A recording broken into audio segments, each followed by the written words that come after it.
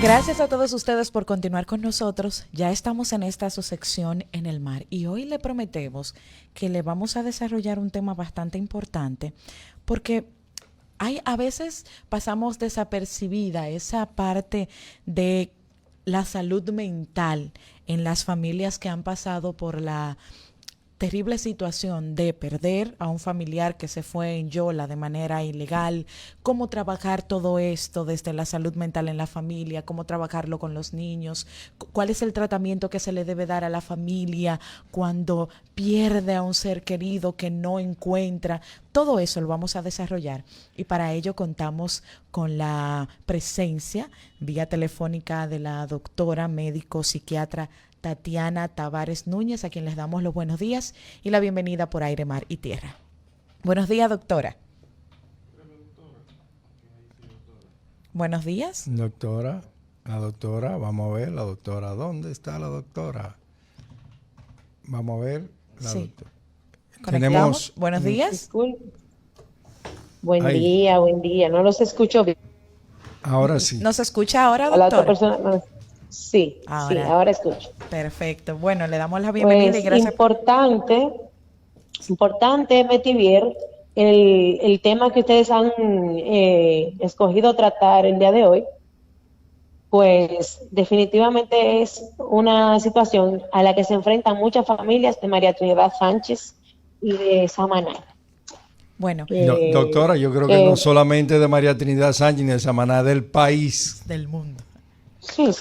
Sí, pero como puedo hablar de lo que palpo, que es básicamente estas dos provincias, cuando hablamos de salud mental, pues yo le puedo decir que no es vamos a decir, solamente una ilusión o simplemente un pensar, es un hecho. Sí. Cuando hablamos de duelo, tenemos que tener claro que incluso pertenece al grupo de los trastornos cuando hablamos de salud mental. Los duelos, es bueno que sepan que no se tratan con medicación, sino con psicoterapia. Es importante que sepan eso. Bueno, y que también va a depender de vamos a decir, presenta la pérdida.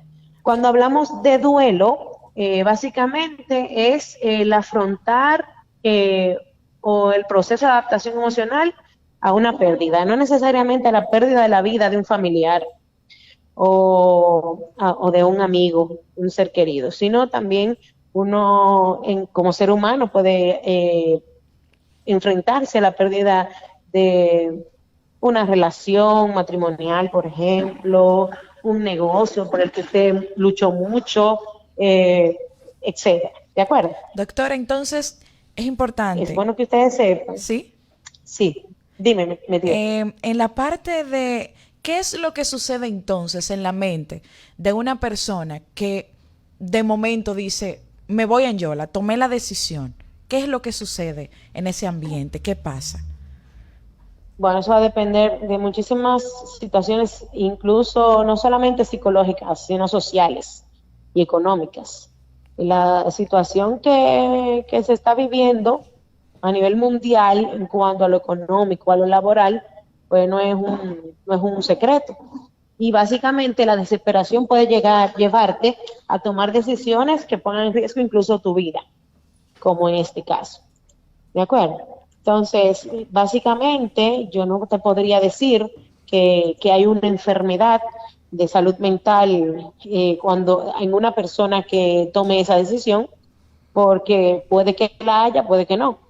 Pero sí lo que sí te puedo asegurar es que una persona que toma la decisión de irse rumbo a otro país en unas condiciones que no, básicamente vulnerables y que no son seguras para su vida, pues sí, lo que está detrás de la desesperación.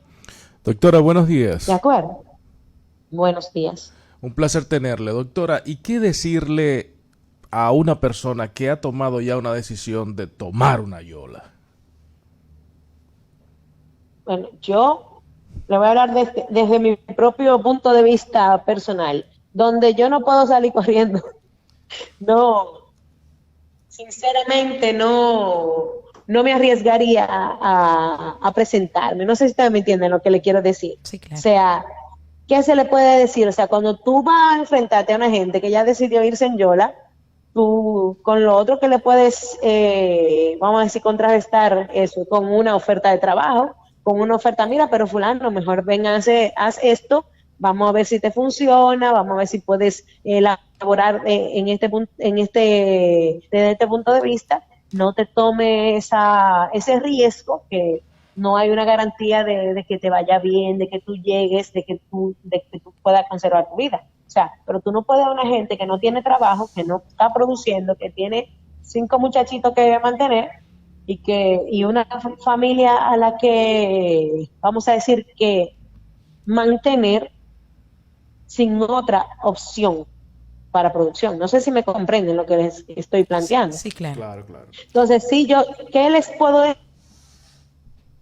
Sí, yo puedo hablar desde lo que se presenta luego de la pérdida.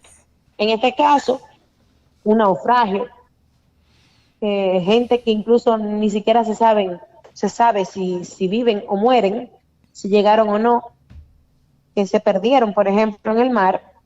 Eso es una realidad.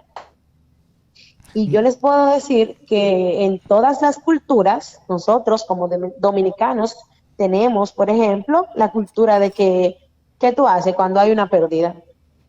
Hay un funeral, hay un sepelio, se pasan unas horas en específico para poder ir al entierro de esa persona que ha fallecido, ¿verdad? Pero tú haces una serie de ritos, vamos a hablar de ritos en el sentido de lo que culturalmente nosotros estamos acostumbrados a realizar cuando se trata de la pérdida. Doctora. Un sepelio, un funeral, ¿verdad? Sí. Y entonces, ya luego de que tú ves esa sucesión de hechos, pues obviamente, aunque te duela, tú cumpliste una parte de lo que le pertenece al duelo.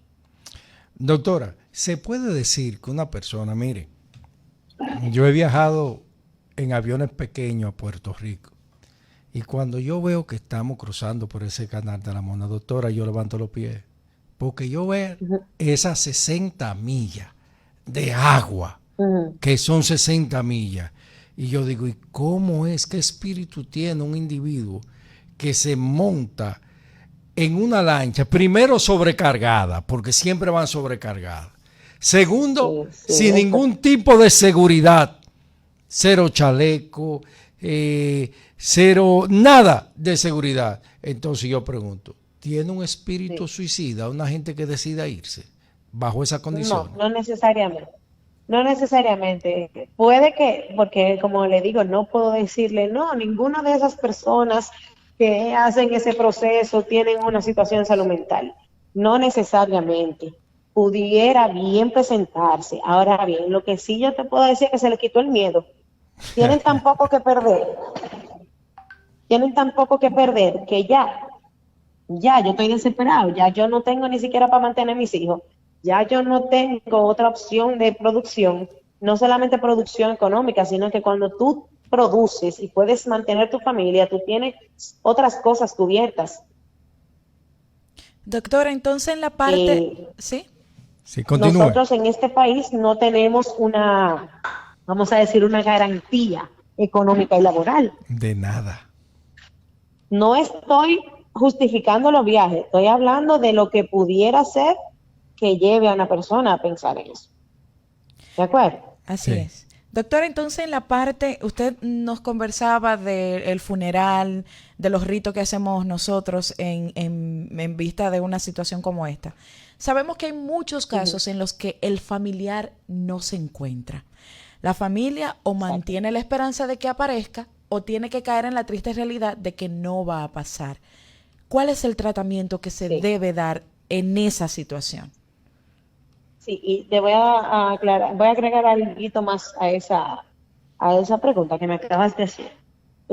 Sabes que cuando se pierde o un familiar, vamos a decir que estamos en un duelo de 6 meses a 2 años, hablamos de un duelo fisiológico, vamos a decir un duelo normal. Obviamente fuera de situaciones específicas que pudieran complicarlo. ¿De acuerdo? Sí, Pero en este caso, obviamente es un duelo complicado, inmediatamente sucede ¿verdad? Lo que es el naufragio. ¿Por qué? Porque para nosotros lograr los ritos, pues tenemos que tener un cuerpo presente, ¿cierto?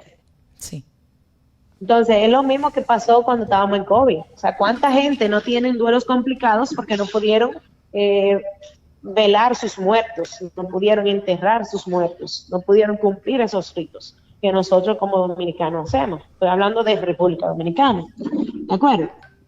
Doc- Entonces, en el momento en el que tú no puedes, no logras cumplir con esos ritos, pues básicamente lo que tenemos que intervenir de manera, desde el punto de vista psicoterapéutico, Doctora, porque lo que es recomendable es que inmediatamente pasa eso, los familiares, la gente más cercana, debe ser intervenido, porque obviamente va a ser un duelo complicado. doctora, y Eso no se trata con medicación. en ese orden, Ujú. doctora, ¿cómo explicarle a un niño que perdió sus padres, a uno de ellos, en esta circunstancia? ¿Cómo tratar a un niño con eso? Bueno, hay que saber dar noticias. Eso que no todo el mundo tiene vamos a decir, esa virtud, porque no, vamos a decir, no están entrenados. Somos dominicanos, somos acelerados a veces, ¿saben? La cultura interviene mucho en la personalidad y en la forma en la que debe ser un profesional quien informe de esa situación, no solo a un niño, sino a cualquier ser querido que sea vulnerable. Tenga, vamos a decir, situaciones que, como problemas de salud, problemas de salud mental, físicos, importantes, hay que informarlo, porque es peor si no se dice, pero hay que saber cómo, vamos a decir, intervenir ahí. Yo no te puedo decir una sola forma, o sea, eso va a depender de qué edad tiene el niño, de cómo tú puedes estar en contacto con el paciente en este caso, porque ya va a ser paciente de psicología, ¿verdad? O de psiquiatría. Y yo no te puedo decir realmente protocolarmente cómo se debe hacer. Eso va a depender de cómo se vayan haciendo las cosas. Y en base a cómo vaya fluyendo el caso, entonces uno va, bueno, interviniendo. ¿De Eh, acuerdo? Pero Estamos, debe ser un profesional de la salud mental que intervenga ahí. estamos conversando con la doctora Tatiana Núñez, médico psiquiatra. Doctora, desde el punto de vista de la salud mental, ¿qué puede hacer una familia con un hijo, con el padre, con quien sea de la familia que ha querido tomar o ha tomado la decisión de irse en Yola para Puerto Rico? Desde este espacio siempre estimulamos, doctor, y yo sé que usted también sería parte de hacerlo, a que la gente no se vaya en Yola, que agote el recurso de tratar de conseguir un visado antes de cometer cualquier forma de ilegalidad para llegar a territorio norteamericano. ¿Qué usted le diría a una familia, a una persona, a un miembro de una familia que ha decidido irse en Yola? Bueno, podría decirle que lo primero es que, así como le digo que no tiene necesariamente que tener una situación de salud mental per se, como para no decir una depresión, una psicosis, ansiedad. Nadie que tenga ansiedad se va a meter al medio del mar, ¿verdad? Entonces, pero definitivamente hay que evaluar cuáles fueron las situaciones que llevaron a tomar esa decisión. Siempre un profesional de la salud mental, en este caso psicología puede ser, psiquiatría también, cualquiera de los dos pudieran intervenir bien desde el punto de vista de evaluar qué hay detrás, ¿de acuerdo? Y obviamente no solamente salud mental, pues hay un componente que es socioeconómico, que es el que más estimula a la gente a tomar esas decisiones. Entonces, se pudiera bien crear vamos a decir, no crear, porque supongo que está creado, no tengo el conocimiento, pero sí ministerios que puedan estimular la parte de los talentos, de lo laboral en la juventud, porque la verdad, no podemos tapar el sol con un dedo, es que la juventud es quien realmente toma esa decisión. jóvenes entre 18 y 40 años es la mayoría de la gente que se va. Y es simplemente porque se ven estancados. Sí, en definitiva. ¿Me comprenden? Sí, sí, Claro. es precisamente. Entonces, de salud mental que pudiera ver si bien ser una ayuda, pero realmente lo que hay que intervenir es lo sociolaboral y económico. Y la comunicación, obviamente, familiar, intrafamiliar, es un diamante para lograr eso. Bueno, en una última preguntita, porque sabemos que tiene casi mente que entrar a consulta, doctora. Todavía nosotros en las familias tenemos ese tabú de que hay situaciones que se pueden resolver en la familia, que no necesitamos una ayuda, que si voy al psiquiatra es porque estoy loco, que si voy a psicología es porque... Sí, todavía existen esos tabú dentro de la familia. Sí.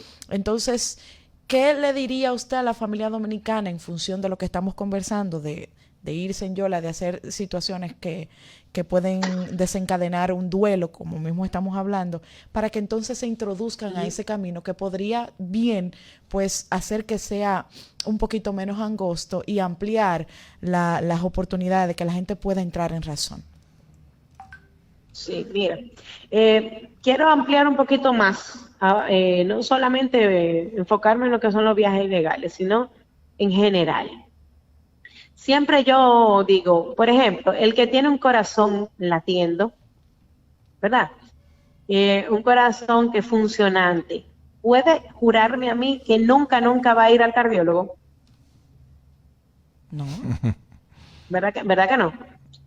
Ni siquiera, o sea, tú no puedes jurar que tú no vayas ahorita en la tarde al cardiólogo con una taquicardia, por ejemplo. ¿Cierto? Lo mismo pasa con quien tiene un estómago, quien tiene intestino. Uno puede decir si ahorita en la tarde o en la noche no vas a tener que ir a una emergencia con un dolor tipo cólico por una parasitosis, por ejemplo. Es lo mismo en cuanto a lo que es la salud mental. El estigma es un desafío. El desafío, yo creo, más importante que tenemos los profesionales de la salud mental, limita la llegada del paciente a la atención verdadera, a la atención que se necesita para resolver todas las situaciones que se están presentando. Y el peor pronóstico lo tiene quien tiene el estigma, porque inmediatamente tú piensas que si te llevan al psiquiatra es porque tú estás loco, tú vas a dejar de ir al profesional que te va a trabajar la parte, vamos a decir, si hay ansiedad, si hay depresión, si hay psicosis. Y obviamente, mientras más tiempo va pasando, pues tú vas a tener un peor pronóstico. ¿De acuerdo? Entonces, ya eso no se usa. Yo siempre atino o apuesto a la modernidad y a la evolución. Ya hemos visto, luego de la pandemia del COVID, la necesidad de intervención en salud mental, no solamente por psiquiatría, sino también por psiquiatría. O sea, tienen mejor pronóstico las personas incluso que tienen diagnóstico de cáncer y tienen una asistencia por salud mental. Eso se ha demostrado. Pacientes que tienen infartos agudos al miocardio y tienen una asistencia por salud mental también tienen mejor pronóstico. O sea, ¿por qué no ir al psiquiatra o al psicólogo? No necesariamente tú tienes que llegar al psiquiatra, tú puedes ir al psicólogo primero y evaluarte. Y en muchas ocasiones tú puedes resolver muchísimas situaciones en psicología sin llegar al psiquiatra, si lo haces a tiempo, si lo haces no dejando que la cosa empeore. ¿De acuerdo? Entonces quiere decir que una intervención a tiempo, incluso en psiquiatría o psicología, podría evitar quizás que una persona tome esa decisión. Porque cuando vamos al psicólogo, quizás nosotros no nos sentimos juzgados como lo haría cualquier otro tipo de persona. Allí se va a aplicar dentro de lo profesional lo que se le debe decir al paciente para que pueda, para poder evitar ese tipo de situaciones. Exactamente. Bueno, gracias doctora Tatiana por estar con nosotros y hablarnos de este tema que de verdad está tocando la puerta de muchas familias dominicanas y ojalá la gente lo tome oportuno. Estamos a la orden aquí en el Policlínico Unión y si quieren alguna cita, pudiera dar el número de teléfono 829-889-7178, es el número para citas y en para las redes, cualquier doctora, duda que tengan. ¿En las redes? ¿Diga? En Las redes suyas, Tatiana Tavares Núñez. Tatiana Tavares Núñez. ¿Aparece en Instagram o en qué otras redes? En Instagram. En Instagram. Instagram, Facebook y bueno, me saqué un TikTok ahora. Doctora, cuando usted dijo si quiere una cita, que yo no, el equipo completo tiene que ir. Siempre es necesario. Ay, ay, ay. Gracias, Un doctora. placer. Voy un día de estos. Bye. Bye, bye. Nosotros nos vamos a publicidad.